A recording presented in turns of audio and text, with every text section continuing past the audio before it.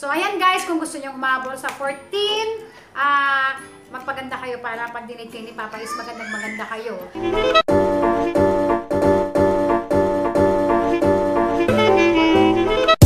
Hello everyone! Welcome back again dito sa ating channel. Ngayon meron akong i-share sa inyo na syempre, pampaganda na naman yan, day zero.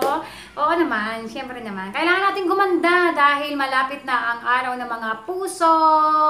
Ayan, sa February 14 is heart, pati ang aking necklace is heart. At dahil naka-red t-shirt ako, YouTuber, red t-shirt, ito ay galing kay Sis Leila Focorni. Salamat ito. Actually, last year niya pa ito binigay sa akin.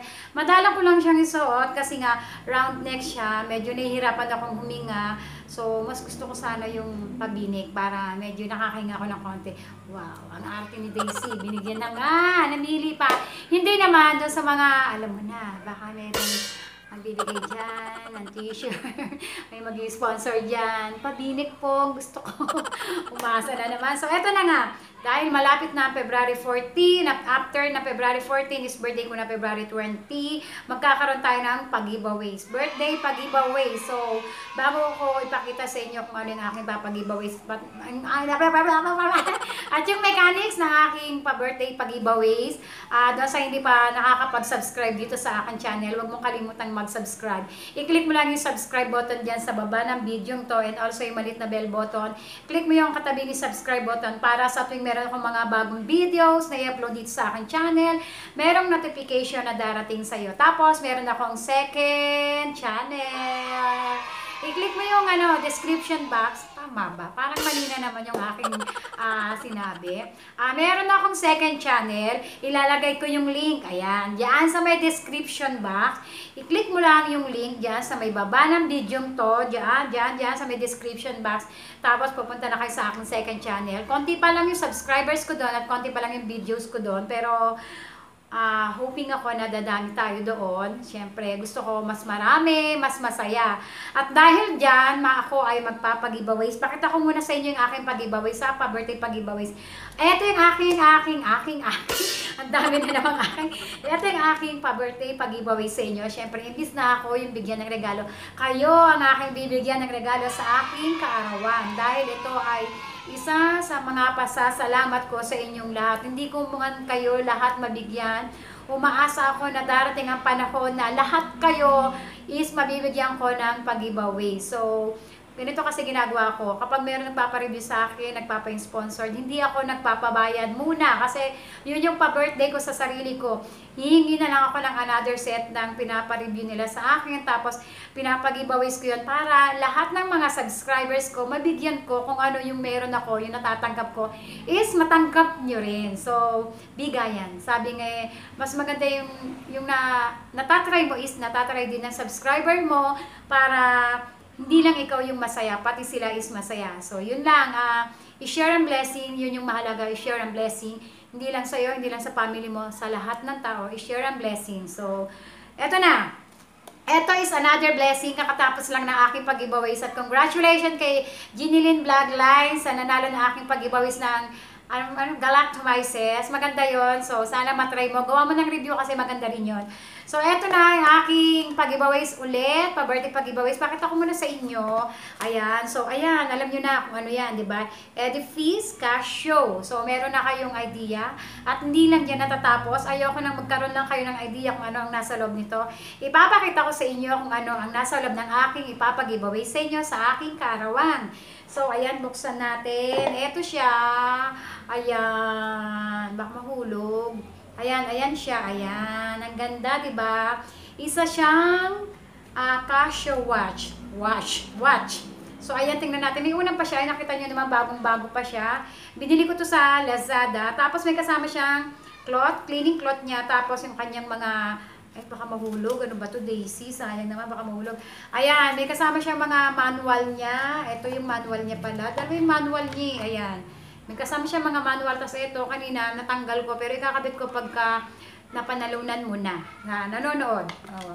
So, rarapol natin niya sa birthday ko sa February 20. Kaya, manood kayo ng manood ng aking mga videos kasi mas marami pang mga pag-giveaways ang darating ka, Daisy, para sa inyong lahat. So, ayan na.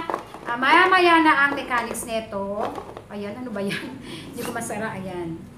Ayan. Mamaya, sasabihin ko sa inyo mechanics kung paano ba sumali sa aking pa-birthday pag-giveaway sa February 20, ang raffle nito. Okay, dumako na tayo sa i-share ko sa inyo na pampaganda habol sa February 14. So, kung kayo ay bago lang ng iyong jowa, syempre gusto mo, dahil bago lang kayo ng jowa mo, gusto mo, pagharap mo sa kanya is blooming na blooming ka. Sino ba naman may ayaw na pagharap sa jowa is blooming na blooming ka? Lahat tayo gusto natin is presentable ang ating face as super blooming at super glowy ang ating face kapag marap tayo kay Papa Bear. So, dahil nga 14 na, etong dalawang to makakatulong to sa inyo. Pakita ko sa inyo. Charan! Eto yung Nebra, parang Nebra.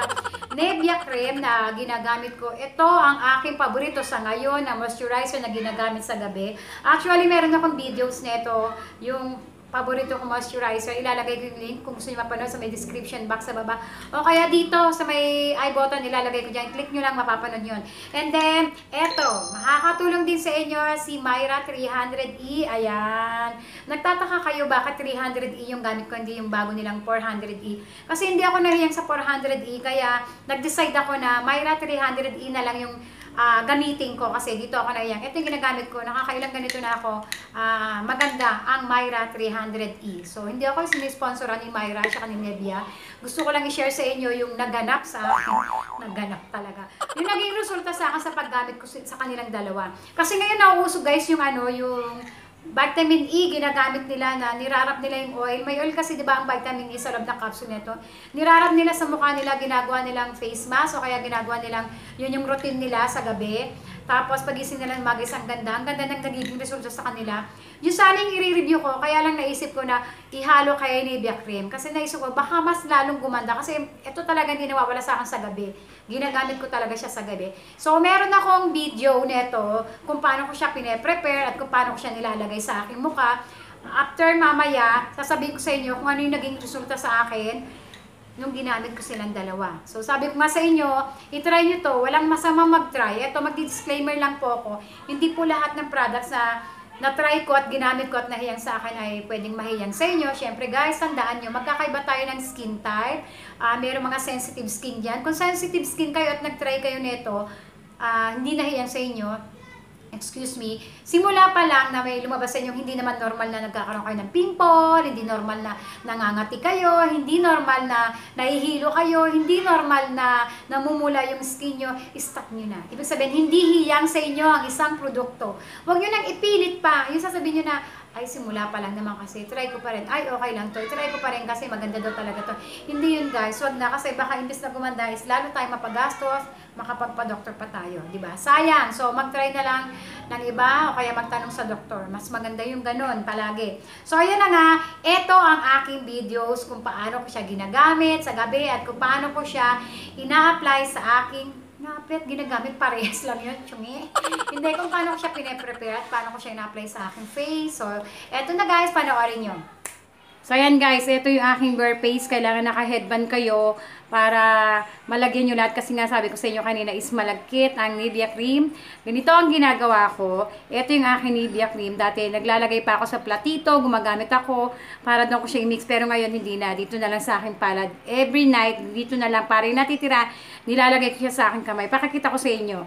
So, ito, kagaya niyan. Kukuha lang ako ng konti na alam kong kakasya sa aking mukha and then sa aking braso at kamay. Ayan, ganyan kagaya niyan. Ayan. Tapos, ito yung aking Myra. Kukuha rin ako ng isang Myra na capsule. Capsule ba to? O, tama, capsule. So, ito yung Myra 300E yung gamit ko. Kasi, hindi ako nahiyang sa 400E, kaya 300E. Ito yung itsura ng 300E. Ayan. Tapos, ang ginagawa ko dyan, dati kinakagat ko siya. Pero ngayon, kakagatin ko rin konti. Ako naman nagagamit, di na ako mag-iinarte. Ayan. Parang nilalagyan ko lang siya ng patuli sa dulo. Ayan, kagaya niya. Nakita nyo, ayan. Para madali ko siya magupit. Tapos, ginugupit ko siya, kagaya niyan. Ayan. Ayan. Ingat lang kayo kasi, madaling umano yung oil. Ayan. Nagulat ako. Ayan, nagupit ko na siya, guys. Nakita nyo naman. Ayan. Tapos, ang ginagawa ko, nilalagay ko na siya rito. Ayan, pakita ko sa inyo maigil. Tingnan nyo na merong tutulong oil. Ayan, tumulo siya doon sa Nivea cream. Ayan, ubusin nyo lahat kasi sayang naman yung oil. Ayan, nakita nyo. Yan yung nakakatulong sa akin para kuminis yung aking mukha. And then, maganda talaga siya kasi moisture. Tapos, nimimix ko lang siya, minimix ko lang siyang ganyan sa palad ko. Sabi ko nga sa inyo, hindi na ako kumuha ng pang mix can. O, mix can. Basta, nimimix ko sa palad na lang kasi sayang kasi para yung matitrace, magagamit ko pa. Ayan. Tapos, ready na siya kapag na-blend mo na siya ng blend well, ilagay mo na siya sa face mo. Simple lang, ganyan lang. Lagay mo na siyang ganyan, and then sa kabila, and then sa noo, dito. Tapos, saka ko siya ikakalat. Napansin nyo, marami pang natira, diba? Ikakalat ko muna siya, ganyan. Ang bango niya kasi naghalo yung vitamin E, saka yung Nivea cream. Kaya ang bango-bango niya. Ayan. Bagay na bagay ito sa mga dry skin. Kasi, namo-moisture niya yung balat natin sa face natin. Pagising mo na maga, ang ganda-ganda ng face mo. Ayan. Ano ko na ito ginagawa? 7 days ko na siya ginagawa. At naging maganda yung aking nakitang resulta. Kasi dati Nivea cream lang talaga nilalagay ko eh. Sabi ko, uso yung mga vitamin E ngayon na pinipisa-pisa. Tapos nilalagay nila sa mukha. Ihalo ko kaya sa sa Nivea cream. Baka maganda. Yun nga, maganda yung naging resulta niya. So, ayan. Ayan. Ilagay mo lang siya very, very, very well. All over your face. Ayan. Actually, pwede rin to sa lips, pero hindi ko nalalagay yung lips ko, yung face lang. Ayan. Na-cover niya na yung buong face ko. Pwede siya sa leeg, kaya lang masyado na malagkit. Kaya sa mukha niyo na lang lagyan. Ayan na yung itsura niya. Tapos yung natira, di ba, ang dami-dami pa. Sayang, minsan natitira lang yung sa platito. Sa platito kasi ako dati nagmimix. Ginagamit ko siya sa kamay. Ayan, para yung kamay ko is ganun din. Gumanda rin kasi sobrang pangit ng kamay ko. Yung balat ko sa kamay, ang pangit-pangit talaga.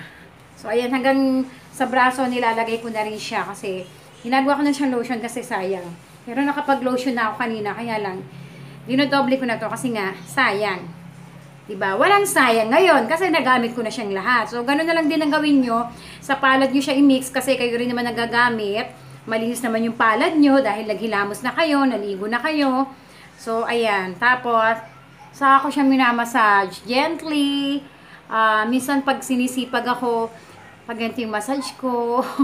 Pero pagka tinatamad ako, basta ko na lang siya nilalagay. Pag yung tipong antok na ako dahil busy-busy sa pag-film, busy-busy sa pag-edit. Ayan. Ganyan lang. Di ba ma-oily siya? Medyo mahirap nga lang sa pagtulog kasi nga ma-oily siya. So, ayan na siya. Eto na guys, ang aking face na super oily pero okay naman siya kasi nga pati kamay ko, oily. Okay naman siya kasi makakatulong siya makapagpaganda ng face natin kasi nga meron siyang vitamin E. Tapos alam naman natin yung Nivea cream is super, letter F, super ganda sa ating face. So eto na ako. Ready to sleep na ako guys. So ayan guys, nakita nyo naman kung paano ko in-apply sa aking face. At paano ko pinirepair yung Nivea cream na hinaluan ko ng vitamin E. Alam nyo ba na sobrang ganda nito sa skin? Kasi nga, alam nyo naman ang vitamin E na talagang maganda talaga siya sa skin. Bukod sa iniinom mo siya, pinapahid ko na rin siya ngayon sa skin. Wala naman nagsabi na ipahid sa skin. Ako lang, ni-review ko lang. Kung gusto nyo i-try, sabi ko nga sa inyo kanina, pwede nyo i-try pero kung may nabago, inuulit ko. Kung may nabago na hindi normal, stop agad. Stop. Discontinue. Huwag ituloy. Kasi hindi yan sa inyo kapag gano'n. Si Nivea cream naman, talagang ever since ginagamit ko na siya. Hindi ko pa pala napapakita sa inyo yung laman nito, no? Iisa na lang to. Ayan. Nakakalungkot man, pero iisa na lang siya kasi imbis na magtatagal sa akin, hindi siya nagtagal kasi nga bukod sa nilalagay ko siya sa aking face, iniinom ko rin siya. So, hello Myra E. Alam mo na.